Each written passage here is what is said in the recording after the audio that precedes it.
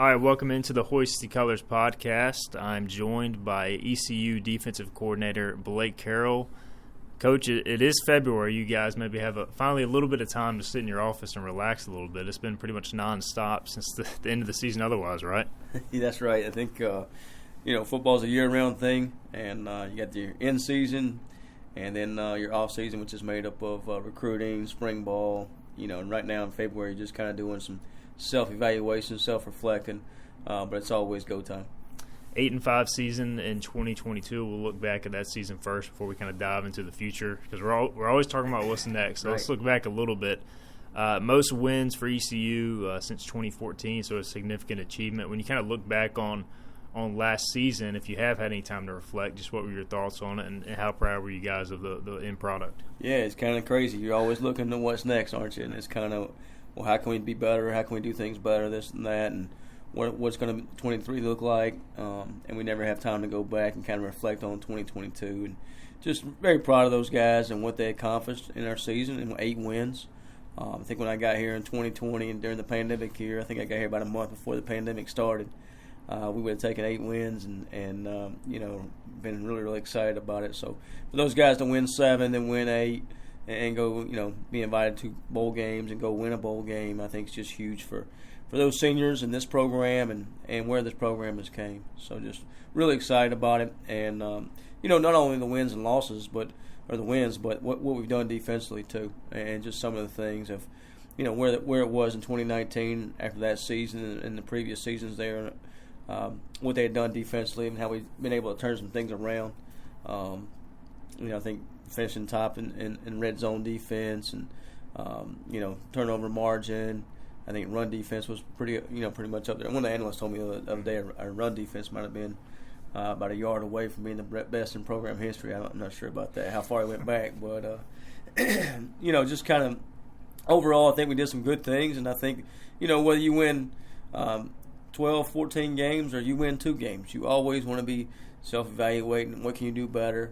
I think, the teams that are had one game last year, or Georgia that won them all, they're all looking at themselves and saying, hey, how can we be better in 2023? And what can we do to be better? When you look at, the final few games of the regular season, I don't think, really went how maybe you wanted it to go. But it seemed like in the bowl game, at least, y'all kind of really got back to maybe your style or just playing physical downhill football. Were you at least pleased with that? I'm very much pleased with the bowl game.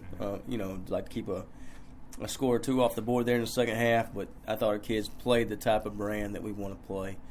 Physical, pressure, get after it, fly around, hats to the ball, play with emotion, energy, all those type of things that you want to be known for. And I thought in regulation this year, I think 11 of our 13 opponents we held under 30 points. And I think after the Cincinnati loss, we had a little bit of a slump there. Last 2 ball games, you'd like to take those 2 games away, and you feel really good about the season and just where you were defensively and everything you put together there. But and that can happen at times. I was just talking earlier today about if you could, don't prevent the big blow up, in a ball game defensively, and if you can just stay steady keel throughout the season, you've had a pretty good year defensively. So we got to continue to improve on those things. But just really proud of our guys, how they finished, and what they put together and the product they put out there for the bowl game.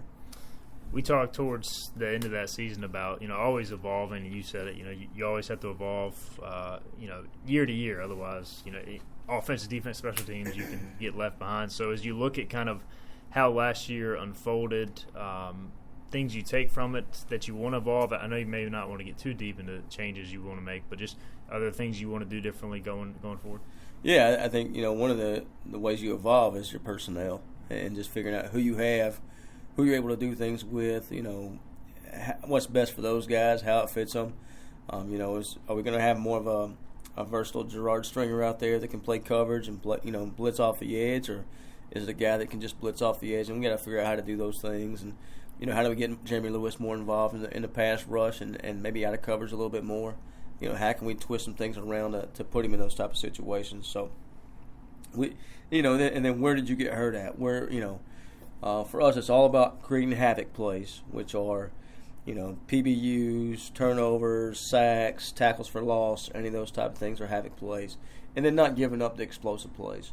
So if we can have our havoc rate really high and our explosive plays really low, then we got a chance to be successful and keep points off the board and go win games for Pirate Nation.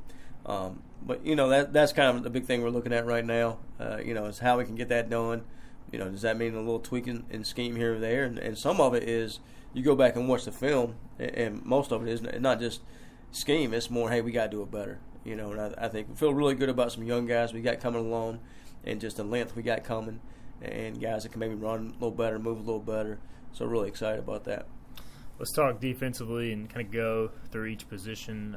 We'll start with the interior defensive line, where really, y'all pretty much have mostly everybody back. And I was talking with Coach Houston. If you kind of want a position that's solidified, you want your defensive front to be that. You guys have recruited there. Y'all have developed there. So how much confidence does that give you that starting up front you're in a pretty good spot? Yeah. So last 3 seasons it's kind of been the same guys over and over and over.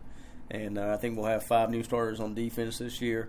But the one place is that we're not going to be new guys. A lot of new faces is still up front, and because those guys were freshmen when I first got here, and still have a couple years of eligibility for the most part. And that's the one place where I think we could be pretty heavy install as we go through this thing and install for the spring, and throw a lot at those guys because they can handle it. You got the same names we always talk about. And I think the one guy that showed up this past fall that you expect him to make a big jump is J.D. Lampley. He was a freshman this past fall and made some plays down in the bowl game and had a good season. But I think he usually from a kid's freshman year to their sophomore year, they make huge jumps. But you still Elijah Morris, Xavier McGyver, Deontay Smith, then Jeremy Lewis on the edge, Chad Stevens on the edge, Jack Powers on the edge. All those guys are back, so feel really good about it. Hopefully get Josiah Robinson back. He should be back this spring in some type of capacity. Sam Danka, we just keep on developing him and bringing him along because he's a long athlete because it's very versatile out there. And there'll be a few other guys that'll show up and I'm really excited about. When you look at a guy like Danka, and I always say he's got the prototypical mold you want an edge rusher long. Yeah. I know he's got to add some weight. I'm sure he's eating about every hour of every day right now, but is he one of those guys you really want to hone in on? Not just him, but guys in similar molds to him that have been in the program now a year or so, and do you give them extra work during the spring? How do you go about really kind of ramping up their development? Yeah, Sam is definitely one of those guys that you could think has a high ceiling. As you mentioned, too, we just had a meeting yesterday about putting weight on him and how I can get him bigger. But, those guys, the Jeremy Lewis, how many reps does he really need in the spring? You just got to make sure he's, keeping the rust off, him and Jack Powers keeping the rust off, making sure they're ready to go and keeping them healthy and just fine-tune there. But a young man like Sam Danka, with every rep, he's going to get better. And so you got to put him in as many of those situations as possible. And we have several guys like that, but he's just one of them. When you look at the inside linebacker position, that's obviously a spot where there will be turnover. It's your position room, and several guys moving on. You guys have added some transfers. You also got a couple guys coming back as well. So we'll start with the returnees, and Taylor Jackson's a guy who we've been kind of waiting on, and this would seem to be a big offseason for him to kind of prove he could be that next guy. No question. I think it's a room that, as you spoke about, that for the last 3 years has been Bruce Bivens, Aaron Ramsey, and this past year Miles Berry and Xavier Smith, and those have been really the 4 guys that have played a whole lot. And Taylor Jackson's kind of been behind those guys, but also as he's been behind those guys, he's been seeing some guys that have been able to do it and do a good job and learn from them, and then develop himself. And you never want to go out and play with a young kid, and even though Taylor's not played a lot, he's going to be a 4th-year player, and I think he's ready. And just he attacks it too, maybe different mindset right now in the off season than I've seen any of our guys do it before. He's in the film room every day studying. He's just really doing a nice job of attacking this thing, and just really excited about where he's going, his leadership, and just his future. Let's talk about some of the transfers y'all are bringing in, and 3 linebackers, Taekwon King from A&T, B.J. Davis from South Carolina State, and also Ra Dilworth from UNC. So what went into bringing those guys in, and how excited are you to have maybe a little more speed and length there? Yeah, the plan was we needed a couple guys that we could bring in. We had a younger guy, Zakai Barker, that tore his knee up last spring, but was on our roster. and just thought we may need some older guys to kind of fill the room up. And we went out and got a couple. Then we were able to add a third in there, but really overall just excited about their length and not only that, the speed they bring, and then just their experience. BJ from South Carolina State is a long young man who's played a lot of football, MEAC Player of the Year, and not only that, in the pass game, is an area that I thought, sometimes people look at your pass defense and only talk about your DBs, but it's all 11 of us out there, whether it be linebackers dropping into coverage or linebacker, rushing the passer. We got to make sure we get in some windows too, and do a great job with that. So I think BJ will bring that to us. I think Taekwon is a young man. I think he's gained like 10 pounds since he's been here. That I think will continue to grow. I think he'll be more of an inside Mike for us. And just, both those young men are very appreciative to be here and of the opportunity and everything that, they're getting from training table to, just the attention and coaching they're getting. So just very excited about him. And then the North Carolina transferred Ra Dilworth, who's a North Carolina native, is just, it's been awesome since he's been here. And just his athletic ability, a 4-star out of high school, rated very high by, all the recruiting company deals there. But just the athleticism he brings and some things you could do with him. And I think that, when he was recruited in North Carolina, he was in Jay Bateman's scheme there. And I think what we do defensively and what Jay does defensively are very similar. So we can, cover him up and let him run and use his strengths. When you look at Taekwon and BJ, I mean, clearly they've proven they can produce at the FCS level. And, looking at some of their tape that is some really high-quality things. What are maybe the areas that you look for as far as, taking that leap to the FBS level? Like, what is most important for them to take their game from there to this level? Well, I was worried about that last year with Chance Bates, and I didn't know if Chance. I knew Chance was a really good FCS player and all-conference kid at that level, and didn't know how that would translate to our level. And what it showed was he translated just fine. Like, Chance fit in, really well and did a really good job. Maybe he was an all-conference guy if he had played every down. But I expect the same thing out of BJ and Taekwon. I think the biggest thing for them was putting on a little bit of weight, which both seem to be doing, just so they can be more durable at this level. I think we're going to be a little bit more complex defensively in what we do, but they're doing a really nice job of just starting their tails off, making sure they're in the film room every day and meetings every day. So I think they'll be fine. Zakai Barker out of high school, I loved his tape. I was very disappointed to see him get hurt last year. What type of progress has he made since then, and do y'all expect him back in the spring? Oh, yeah, he'll be back. He is awesome. Nobody takes care of their body more than Zakai Barker. He's in treatment every day. He stays after weights every day, does extra. He's kind of the guy that he's going to put a little extra in everything. It doesn't matter if it's training room, weight room, meeting room, whatever it may be. And I said this all fall. We got guys in the room who are starters, and you're asking them about certain specific areas of the game plan, and they'll know it, but Zakai Barker knows it better than anybody in the room. Even though he's not taking a single rep, he knows all positions, exactly what's supposed to be done, what the check is, all that. And just for a young man to stay on top of it when he's not engaged, at practice, I thought was pretty impressive. So I think, we're going to see a lot of big things out of him. For him, I think it's just getting back out there and putting the pads on and getting that pop in and seeing if he can play at this level. But mentally and the way he works his tail off, he's everything you want.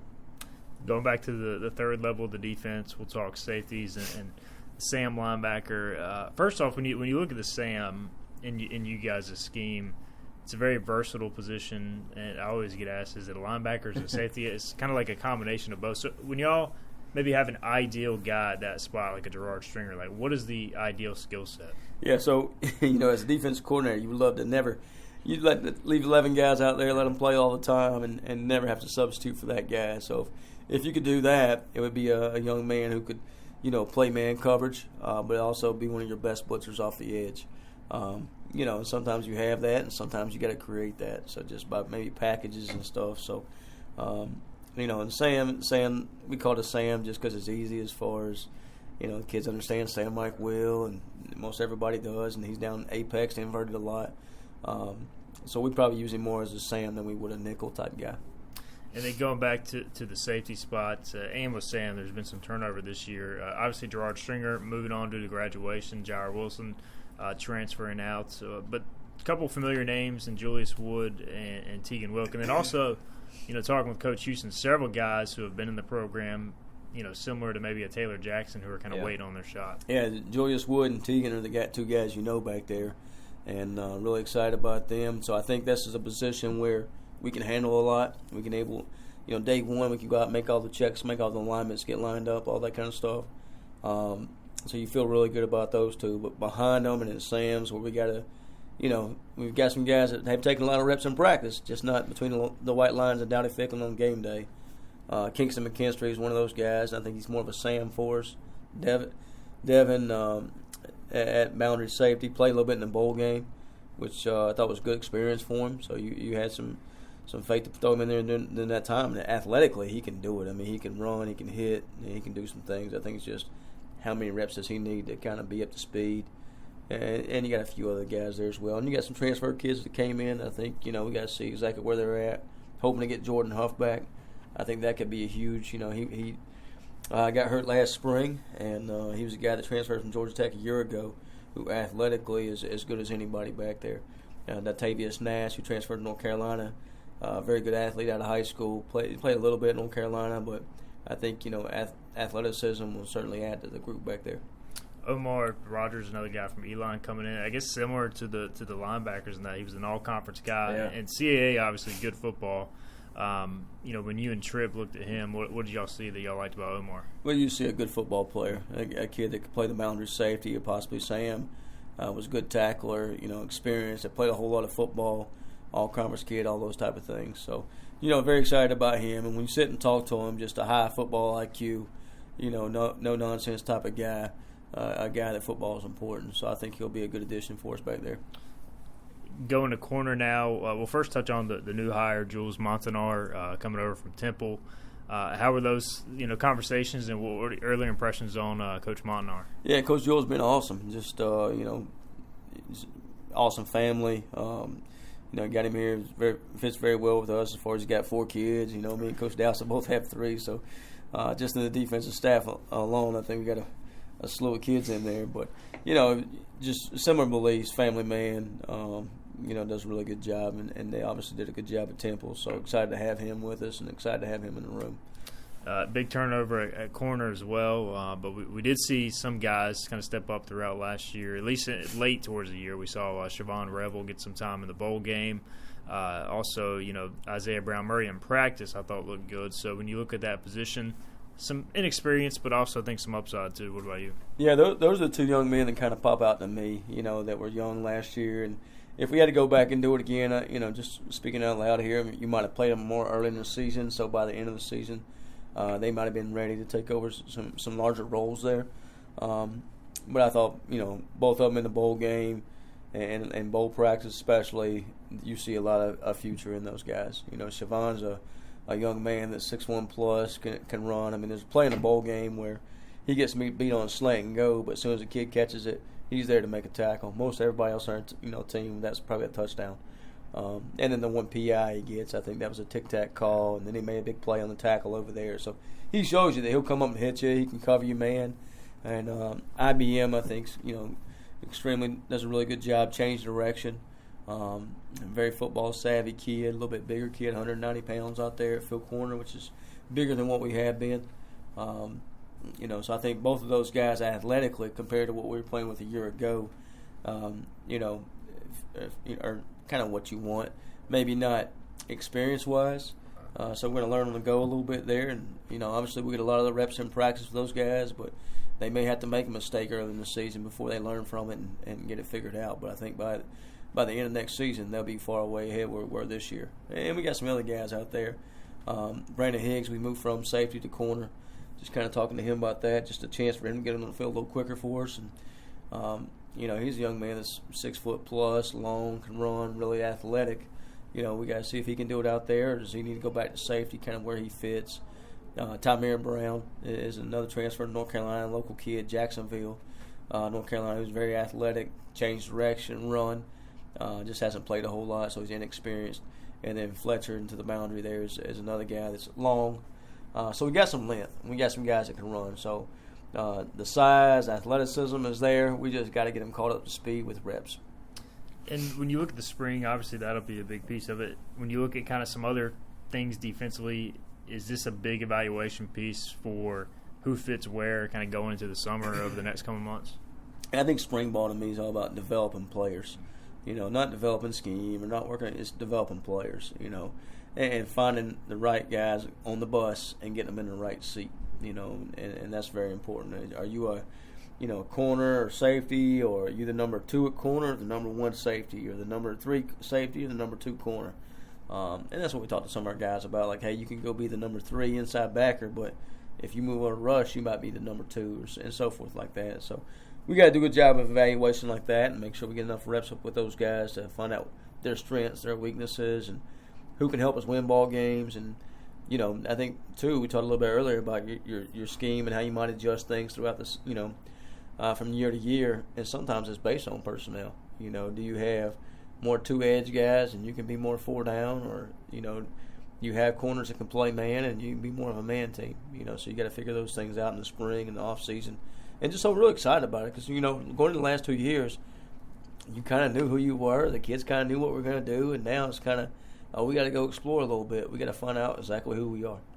He is ECU defensive coordinator Blake Harrell. Coach, we appreciate the time on the Hoist The Colours podcast. Thanks for joining us. Yeah, thanks for having me on. That's Blake Harrell. We'll be back on the other side with Donnie Kirkpatrick, the ECU offensive coordinator. All right, I'm joined now by East Carolina offensive coordinator Donnie Kirkpatrick. And Donnie, just got done talking to Blake, and I want to, just like I did with him, look back at 2022 because it was a significant season in terms of wins, the most wins for East Carolina football since 2014. You've been a part of this program in the past. We've talked often about turning this thing around and really kind of seeing it culminate at least with a bowl victory at the end of last year. What did that mean to you guys? I think it meant a lot because it's hard to win in this business right now. There's so many schools making a great commitment to win. It's not like when I first got into coaching, each league had a couple of schools that were really, really trying to win maybe at the highest level, and everybody else was just trying to have a good season, win the homecoming game or something like that, keep the program going. But now, top to bottom, and especially at least to our league and to the leagues that would be considered even above, everybody's making that commitment. Everybody's trying to win. So it's gotten really hard to win and to get in here. And, I don't want to be critical, but the program was broke. It was broke. It was really, really bad. You think back to first practice. I think about all through the first season how bad we really, really were compared to where we are now. It's satisfying to see us kind of turn the corner. When you look back at last year, the point totals y'all put up, especially towards the end of the year, having a 3,000-yard passer, 1,000-yard rusher, 2 1,000-yard receivers, first time in program history, all that has happened in one season. How do you feel like you guys did offensively, and hitting some of those milestones? I thought was a pretty big deal. Well, I have mixed emotions because of my job. We celebrate a lot of great things. We had a lot of great performances. It was really great to finish the year like we did with the last 2 games. You take the Houston game out, which obviously they won't let you do. We had a heck of a year, because we just played really bad that week. We're just bad all the way. But up to that point, Brigham Young was a great win out there. The Central Florida was a really great win. Memphis was a really, really good win. So we were really on a good roll. And to win up there at Temple that day in a shootout like that was great. The bowl game was obviously good. So I think it builds a lot of momentum. I think a lot of people saw those games. We had a great time slot for the bowl game. Everybody I've talked to has seen the game, or they're a good liar and say they've seen the game. They've seen some of the highlights from it. So there were so many good things. Holton just having such a great season. That's so satisfying. It's just so good for the good guy to win, in the end right there and do that. Keaton Mitchell's year, especially after we lost Raji to do as well as we did there. I thought CJ coming back, for all the things he's been through, the ups and downs, to have such a good season. Isaiah Winstead coming in, putting up good numbers. Ryan Jones for all the things he's been through, and and the transfer and playing defense and having as good a year as he did. So there's just so many things to celebrate. I still look back and think, God, there were times we could have done so much better. We could still win more games, and that's the problem with being a coach, I guess, is that you just keep wanting to do better. If you win 6, you got to win 7. You got 7, you're going to win 8. And I keep looking back, and God, we could have won 10. If we'd have just done this, we'd just done that. But that's what keeps us going. That's what we do in the off season. We're breaking it down. We're cutting it up. We're meeting with the players. We're meeting as a staff. We're trying to go back and say, what went right, what went wrong. If we could do it over again, what would we do so that we're prepared for next year? When you look at Holton, and obviously he had been pretty steady the previous number of years as his team's quarterback, but it just seemed like a light bulb went off even more. And some of that was the pieces y'all surrounded him with, but what do you think took his game to the next level? And also, do you think he's got a shot now to make it at the professional level, at least in some regard? Yeah, I think, the thing we always talked, me and him, was about him being consistent, because he was having some huge games. You think back to the Cincinnati game year 1, the SMU game year 1. There were some huge games in there. So we just have to eliminate some of the down games, and within the game, so many great plays. We got to eliminate some of the bad plays. We got to eliminate some of those interceptions that are costly. We got to learn to just not try to overdo it. Don't try to win the game by yourself. So I thought he grew each year. This year, it just seemed like when he decided to come back, it's almost as if he relaxed and said, I'm not going to worry about anything else. I'm not going to listen to the noise, though he was pretty good at not doing that anyhow. I'm going to go play. I'm going to have fun. I'm going to have the best year I can have. And he just seemed like he was more determined and just more focused than even he was, which usually is pretty high level. I do think you're right. We surrounded him with some nice weapons. I think those weapons came through for him a little bit. We were much better up front this year. I think protecting him, he did some of the things that he needed to do to help that as well. But we just caught the ball better. They just played, I thought, a lot better around him. And he did. He just had a terrific year. It's just like to go that many games, not have interceptions, not have fumbles, not to have turnovers, throw that many touchdowns, and just do all those things. That's very satisfying to see him do that. Yeah. And obviously now we move on to life after Holton Ahlers, but it's not like y'all haven't been preparing for this. And I talked with Coach Houston about this a few weeks ago. But Mason's been in the program. He's been learning the offense. He's been developing behind Holton Ahlers, and going into the spring, he's kind of the odds-on favorite. Just how much has Mason grown, and do you feel like he's ready for this? I definitely think he's ready. He has grown so much. We were in just here the other day talking about, you remember year 1, where you were to now, because Raheem Jeter is here. He's here a semester earlier than Mason was. Mason didn't get here till the summer, and he was just like laughing, like, God, Coach, I can't even believe I'm the same person. So, yes, he's prepared. He doesn't have a lot of game experience. That's just something you don't get a chance to produce. We probably just had too many close games in there. I wish we could have gotten him in more. But when you're playing and the game's not really on the line, it's not the same rep. It's not the same amount of experience. So the only way you're ever going to get that is to be the guy.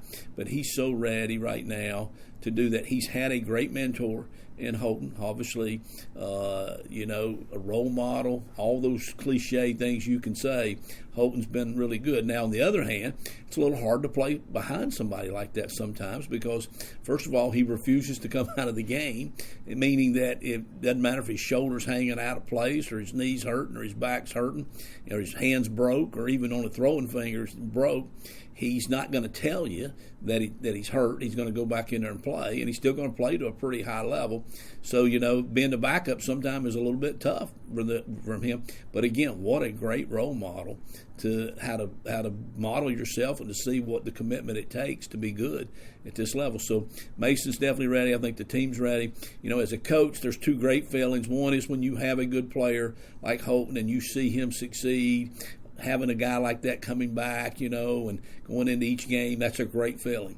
But the reason and probably that you stay in this business is you like to see people come in and grow and become the guy and become really good at being the guy. So I'm as juiced as I ever am going to be because loving Holton, going to be nervous that he's gone, but it's just so much fun because that's really what you like in coaching is seeing that guy take those baby steps and turn those into giant steps. And obviously Mason's got, tremendous physical ability. He's about as big as any defensive lineman at times out there on the practice field. So for those who have not seen a lot of Mason, take us through his skill set, what he does well already, and maybe some of the things he can do within this offense. Well, he is. Physically, he's as gifted as anybody in the country. And I'm talking about the guys playing on Sunday, the guys playing on Saturday, the guys playing anywhere, because he's legit 6'5". He might be even bigger than that at that point, 250 pounds, yet he moves well, he's quick, he can run, he's tough. He has an absolute cannon for an arm. And so he is very gifted physically like that. He can get the ball down the field. He can see the guys. He just really does have all those things. So it's just now a matter of him putting that in a game like deal when, there's some pressure situations in there. Quarterbacking is really kind of defined by, are you a good decision maker? And, as he develops those skills, which I think will come with reps, I think he's going to be outstanding. He had a really, really good spring. We were excited about the way we came out of spring ball. We had said, if something does happen to Holt, and I feel a lot better, that he'll be ready to go. And I think now I've seen a whole other attitude since we've come back here in January and the first part here of February, in that he's over here watching tape. He's out there leading the group. He's getting guys together to go throw and catch. And those are the leadership skills. It's the other part, decision making, and then the leadership skills that you got to have. And, he wasn't able to show those things because Holton was always going to be the leader. He was going to be the guy telling everybody when to come and getting it organized. So now it's his chance. But again, Holton was a great mentor. He taught him well. When you look at the rest of that room, obviously Alex Flynn, another guy who's been in the program coming back, and then Raheem Jeter, the freshman, those guys will presumably get a lot of work in the spring. Do you guys want to assume a fourth scholarship quarterback down the line as well? Well, our system is set up to have 4 guys on scholarship and then have 1 to 2 guys that walk on and that you hope are that caliber player as well.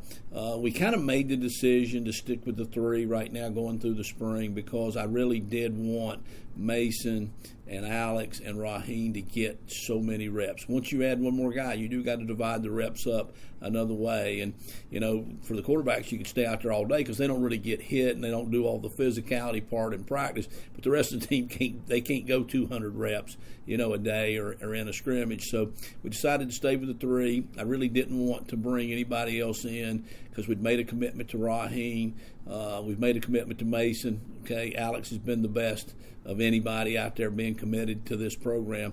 So I thought, let's just stick with what we got. Let's don't rattle my room. The room's really positive. It's really good.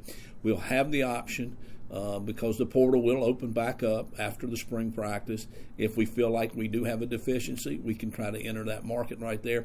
But we'll be very, very careful, as we are with all positions, but I think maybe extra careful about the quarterback position, about who you bring in, because you don't want to upset the cart a little bit. The quarterback is too much of a leader, too much in front of the team. We would have to make sure we'd have somebody in there that the rest of the team would want.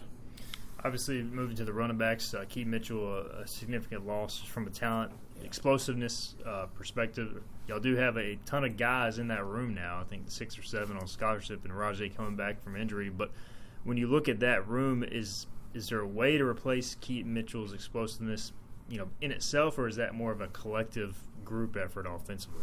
Well, Keaton's year was fabulous as we've been watching the cut-ups, and Coach Moldridge is here, new guy adding to the offensive line.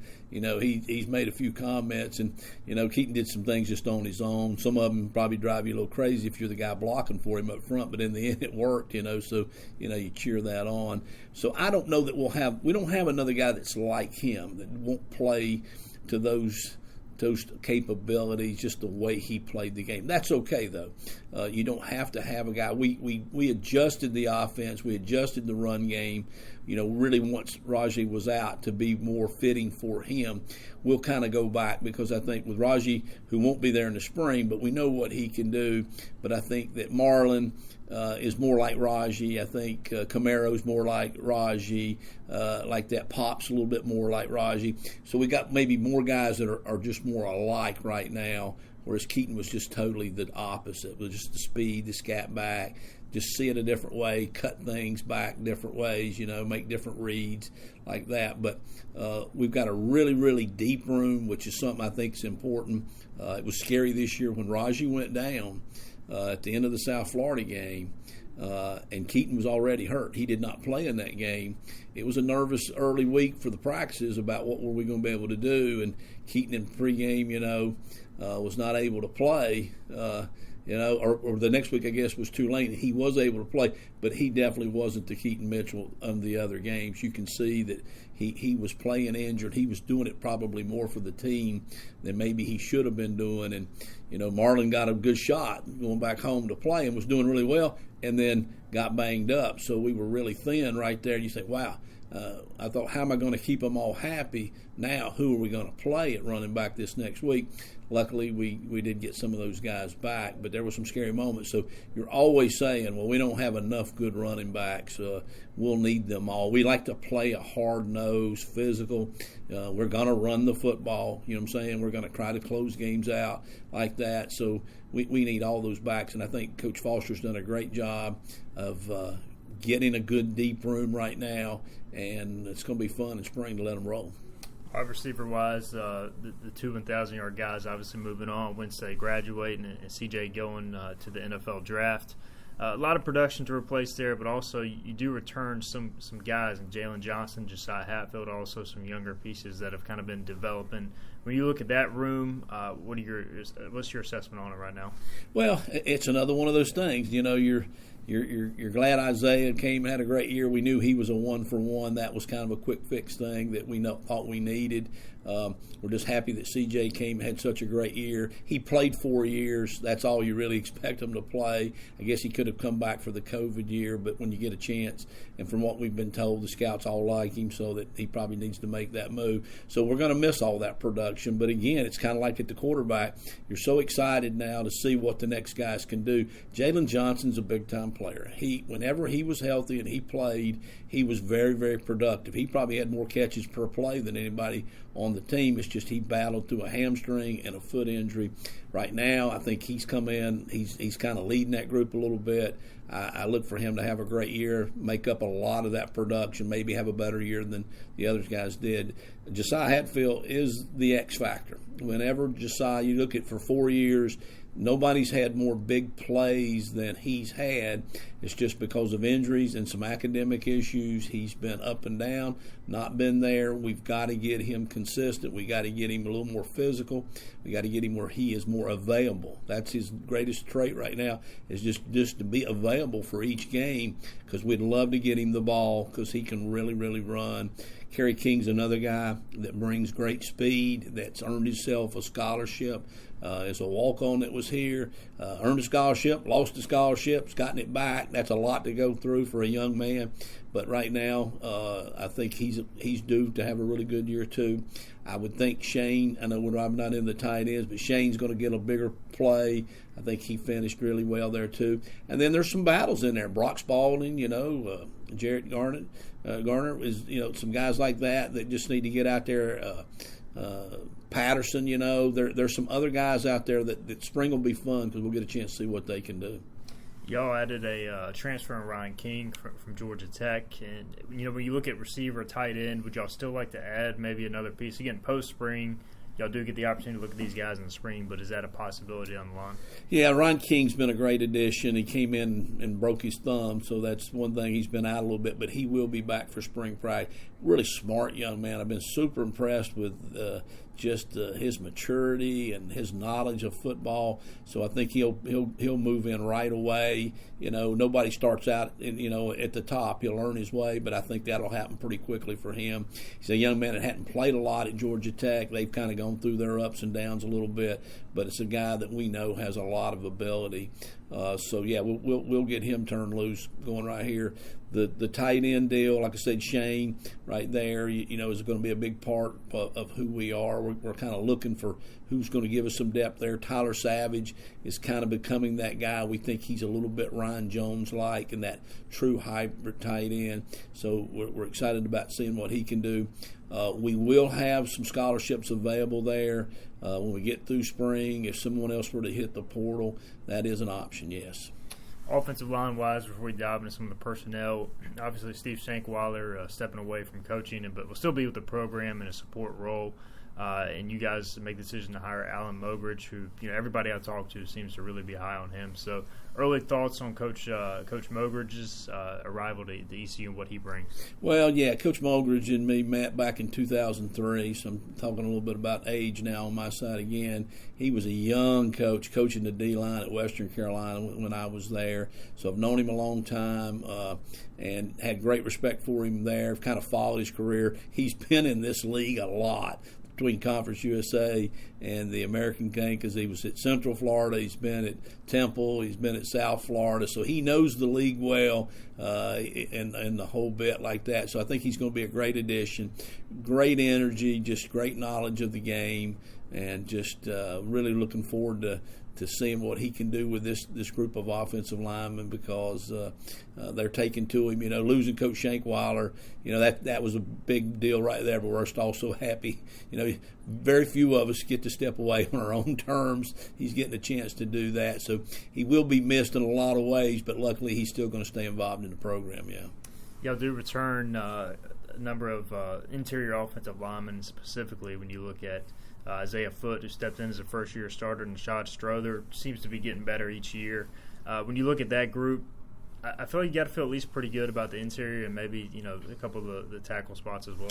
We did. We gained some momentum, I thought, through last year. We're playing well. I thought they played well at the end of the year there. So we are. Nishad's been unbelievable. He started at 4 different positions throughout. We've tried to leave him at left guard. This year was the first time we were able to do that. And when he's ready, when he plays his best game is when we have our best game. So, that was probably 8 or 9 times this year. He must have been pretty good. He's become the leader of that group. I feel good about that because he's the kind of guy you would like to have leading, local product right down the road here at Havelock.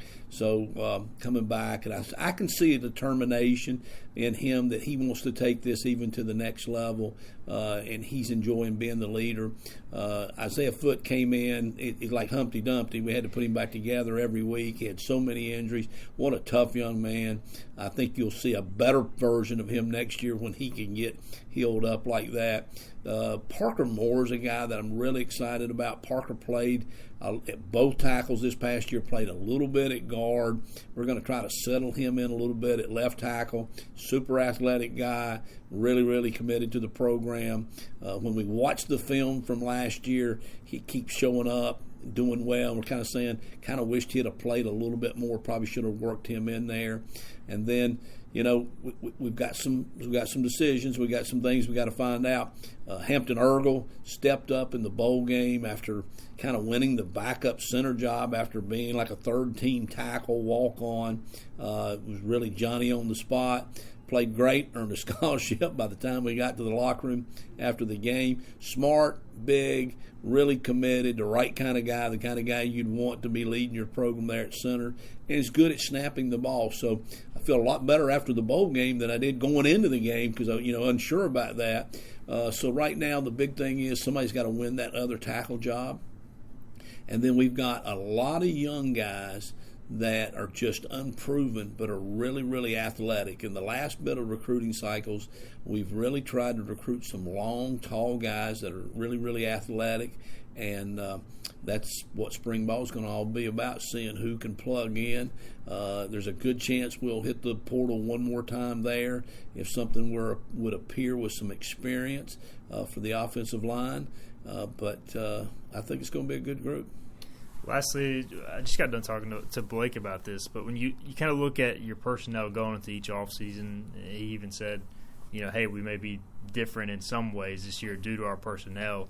How much of spring ball will be you kind of seeing these guys on the field, what they do well, and then adjusting to that kind of going into the summer? Like how big are the next few months in deciding how exactly we're going to be, good offensively or what we're going to do offensively. Yeah, there's going to be a lot of things, and like I say, this is the fun part of a coach right now. We've gone into the next cycle as far as recruiting the next cycle, which is now getting prepared for spring practice. We're watching film, we're cutting it, up, and we're looking at it in all different ways. We will be a lot the same, but we'll be a lot different because, like you say, every year's a new year, but when you're having a different quarterback, nothing else, he's right-handed. They're all going to be right-handed, whoever's going to be in there. That's going to be one thing different in itself right there. But what Mason's going to be best at is not necessarily what Holton. I don't want him to try to be Holton. You know what I'm saying? He just needs to be what he does well. And some of the things are the same, but a lot of them are different. Like I say, having CJ in the slot, a big physical guy, we made that decision last year after he wasn't here for the spring. We're going to have a good player in there. I think Jalen Johnson's going to end up playing in there a lot, but he's totally different than CJ. Probably faster, not probably quite as big and strong and physical, so we'll have to run different things with him. Like I say, the running backs are going to be a little different. It's going to be more of a physical, more of a downhill deal probably a little bit with them. So we're trying to decide how to start spring, how to do the install right now based on anticipation of what we think we're going to be. But the 15 practices will determine really how are we going to be, not only what success level we're going to be, but just who we're going to try to target, how we're going to try to build it around, what style are we going to play within the offensive playbook anyhow. So you'd hope by the end of spring, sometimes it goes into the summer. You still don't really know, and sometimes you don't really know until the games start and really how it's going to all play out. He is ECU offensive coordinator Donnie Kirkpatrick. Donnie, we appreciate the time on the Hoist The Colours podcast. Thanks as always. All right, thank you guys. That's Donnie Kirkpatrick, and that'll do it for the Hoist The Colours podcast. We'll talk to you guys next time.